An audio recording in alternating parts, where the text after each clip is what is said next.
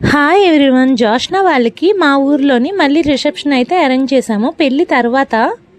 ఇది మా చిన్నప్పుడు చదువుకున్న స్కూల్. ఇది జోష్నా వాళ్ళకి ఇక్కడే రిసెప్షన్ అనేది అరేంజ్ చేశాము, ఎందుకంటే ఇక్కడే మేమందరం కూడా చదువుకున్నాము.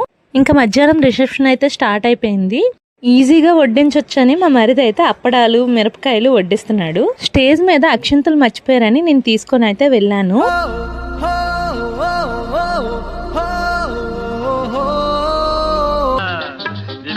భోజనంబు వింతైన వంటకంబు వియాల వారి విందు ఒక్కొక్క నాకే ముందు.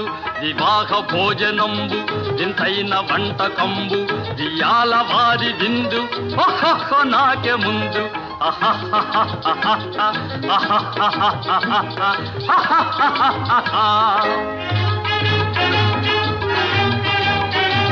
తింటుంది. ఆడవాళ్ళు ఎప్పుడు గట్టిగానే తినాలరా, అప్పుడే వాళ్ళు స్ట్రాంగ్ ఉంటారు.